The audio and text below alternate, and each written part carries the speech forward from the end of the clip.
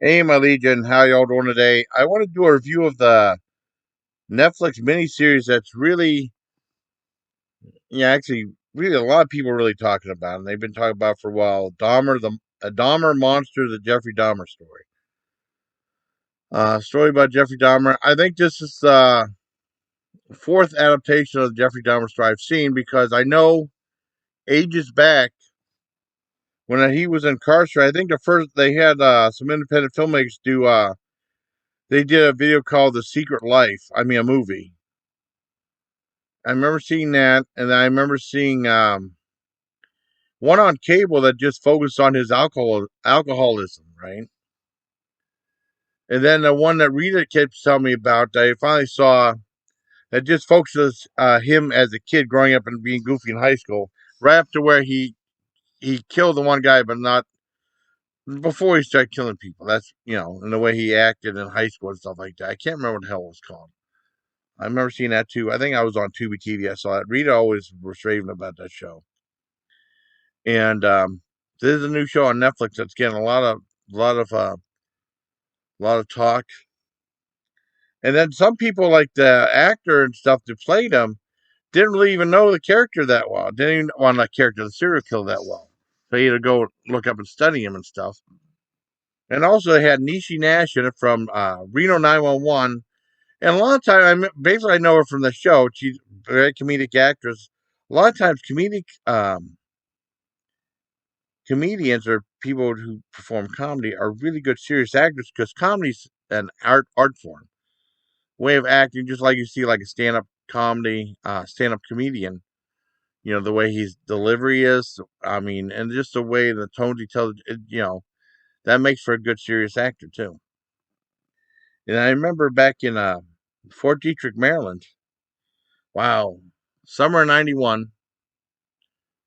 Watch the news. I remember seeing like the news stories about him, and I like the infamous footage of like the guy taking that big vat of acid out of big barrel of acid out of the store, out of on a dolly out of the apartment building. And I remember the Geraldo Rivera interview with the last guy who thankfully escaped from him, and then he told the police, and the police came and got him. I remember that story too. It was really disturbing too.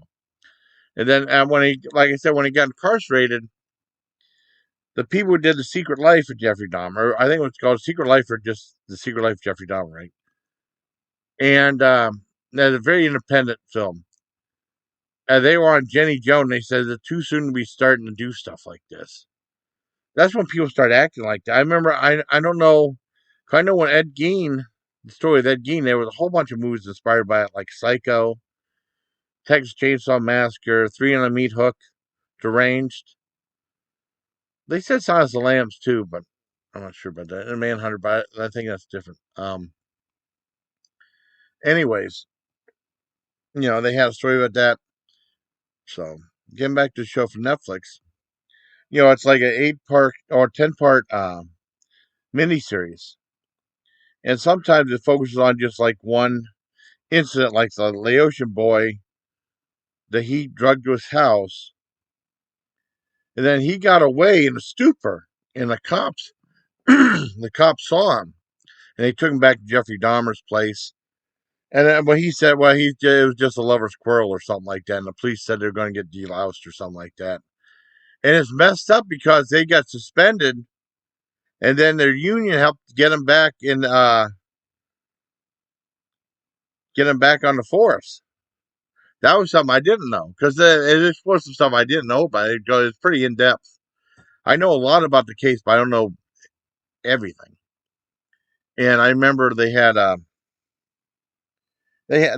went in depth on stuff like the boy that was deaf, and they did it in a really unique way with sign language and the subtitles and stuff. I thought it was very fascinating. You get to know it's not just about the killer; it's about the victims too, and about the Nishi Nash character who kept calling the cops, saying, "Hey, there's something wrong over here," and it's and I know they said the apartment was stinking real bad and stuff like that, and the police just wouldn't do anything. They're just, oh well, whatever. And I guess whenever they finally did catch him, she's like, "What took you guys so long? I've been calling for, she's been calling like nonstop." And they just wouldn't listen to her, or pay attention, or. And it's really fascinating story. I think the guy who portrayed him did a great job. I mean, I think it'd be like a prime time. I don't know if it's a streaming TV show. I don't know if it'd probably be an Emmy, but I don't know if it's primetime Emmy or daytime Emmy because they're both two different things. And definitely for her and also for Nishi Nash, who did a great job. 'Cause at first, I didn't even recognize her. I really didn't. And like her voice patterns, I bet that's who I think it is, and it was. And she did a wonderful job. Oops, open up the pop. Um, and really incredible story. And then they had stuff that was really interesting was I didn't know that much when he was living with his grandmother. I knew a few things like the fruit cellar and like under the bed, but I didn't know that was a really unique dynamic too. The way you see his behavior change and stuff, and the stuff in the bathhouses and stuff was, I didn't know he was blacklisted. If they blacklisted him with a bathhouse for drunk people, I don't know why. Mike was the gay community. I don't know why the root word didn't get around to like the bars and stuff like that. This guy was doing that stuff. But it was just something that fell through the cracks. The low income net area, cops don't really give a shit. And I mean, the police force just failed again and again. And then finally, they got him. And stuff I didn't know. Also, I didn't know. I know he was killed in prison. I thought the guy was just going to get like trying to get like prison credentials from that, but I guess that wasn't the case. But the stuff in prison, I didn't know. I didn't know he was playing pranks on other prisoners and like playing like whale sounds late at night. I guess he like pissed people off. I knew about the fan mail and like he would like with John Wayne Gacy he would draw he would paint the paintings and stuff like that, more elaborate stuff. But with Jeffrey, I was just like drawing with stick figures, like outlining his hand or something like that. They were like pretty primitive. But I mean, like he got fan mail and stuff like that too. There's some like my dad. I didn't know. I knew about the comic book, but I never had any of those. I mean, I know Howie was saying. Howie Cat was saying he was selling like they had the serial killer trading cards back in. But he was saying he used to sell those and stuff too. Because I mean, he sells a lot. Well, he did. May Howie Cat rest in peace. He used to sell stuff like that too. Because they used to tell me about that. All this other crazy stuff.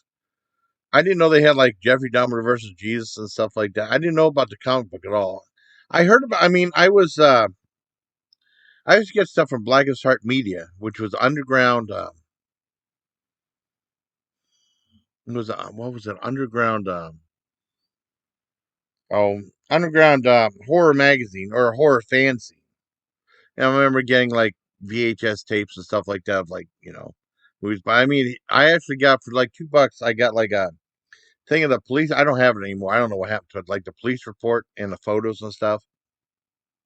Yeah, I don't have that shit anymore. I don't know what happened to it. I mean, it's really a fascinating movie. And like I said, a lot of the stuff in prison, I didn't know about that. And it goes in depth on a lot of these things. Some of the stuff I knew about, some of it I didn't. And they even do like a retelling of stuff from Geraldo. Um, I don't think they did. I thought they were going to do a thing about the filmmakers making that movie, but I know they kind of danced around that. And then they also were talking about like he was kind of inspired. They were talking about Ed Gein and stuff like that. And like I said, Ed Gein was like that was back in the 50s, and he was inspired like Psycho and all those things I mentioned before. And also they had clips from I guess at around the time that John Wayne Gacy was going to get executed, and he mentioned that too. I think the show is pretty interesting. I mean, I really liked it. I give it a 10 out of 10. I mean, I'm probably like all over the place with this because I know a lot of the facts. I mean, the miniseries is like it goes from time frame to time frame. It's not like in chronological order. My review's kind of all over the place. I remember a lot of stuff from Fort Detrick, Maryland. I remember seeing the stuff on Court TV as well, and the Court TV carried the whole trial, including like that one. And they had that one girl that flew in a rage when the victims were reading stuff to Dahmer, like of the people they lost, and they wanted to address him before he gets sentenced when he goes back, and including the girl that said, "I hate you, motherfucker." And she went off, and then they took away my dad. I remember my dad said they should let him kill that son of a bitch right there. You know, um, and also they have like stuff with John Wayne Gacy. I have a little story about John Wayne Gacy too. My one friend, who's sadly not on YouTube anymore. I mean, she gave up on YouTube because it was too strict, and they were going to do stuff like she was monetized, and then she was really close to getting her first check, and then they took it away from her, and they still owed her money.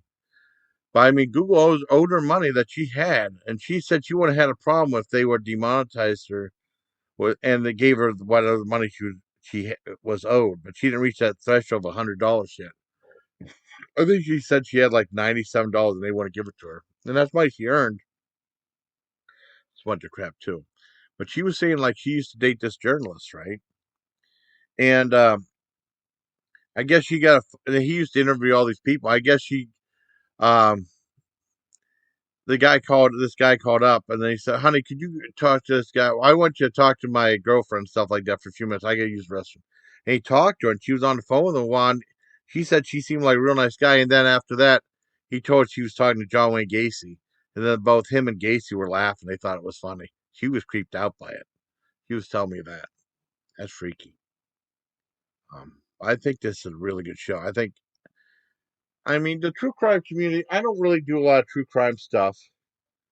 I talk about the collar bomber case that was local involving Brian Wells and like Marjorie Deal Armstrong, right? And she was going to this guy, and her father disapproved of the marriage, and she thought maybe the best way to do it is have him knocked off. So she wanted to hire some guy to do it, to kill him, right? And she couldn't afford the money, so she teamed up with this one guy to call up this pizza delivery guy, Brian Wells, right? He goes to this place, and they get him, and they put this collar bomb on him, handmade, that's going to blow up if he's not there at a certain time.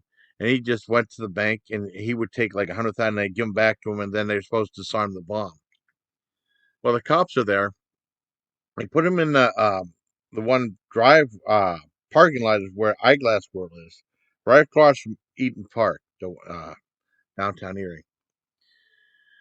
There's cops all over the place, and he said, "Man, you gotta get this off me. You gotta get this off me." And it goes off, and there's videos on YouTube of it going off, and it's very disturbing stuff. I assume it's still there. Um, I like telling about that story too. I mean, it's really fascinating stuff. I mean, one of the most bizarre things in history, and then the Jeffrey Dahmer thing was bizarre. I mean, it brought the whole forefront to the serial killers, back in the spotlight. So there used to be shows like, well, yeah, there was like that Helter Skelter miniseries on TV about Charles Manson. Then NBC had Deliberate Stranger, which was my introduction to Mark Harmon. And Mark Harmon played Ted Bundy. And I remember on Chicago TV they had something called To Catch a Killer about John Wayne Gacy with Brian Dennehy playing John Wayne Gacy. And he was really creepy. And Mark Hamill from Luke Skywalker played the cop. He was really scary. Brian Dennehy was really scary as John Wayne Gacy in that one. But they're supposed to be bringing back they're supposed to renew the Monster series Netflix for a second and third season. But I guess they're going to focus on other people. I assume they're going to do Ed Gein and John Wayne Gacy, since they already mentioned him in the show. I don't know. It's a highly popular show on Netflix, and I recommend it. But I mean, it's disturbing. I mean, for people who are into that and true crime and stuff like that, I want to see like a good drama, but real life drama that's really disturbing and scary. I give it 10 out of 10, everybody. Hope you liked this video. I know it rambled on and on, but I had a lot to say. But very casual though. So, hope you liked the video. Bye. Till next time, please take care, my legion.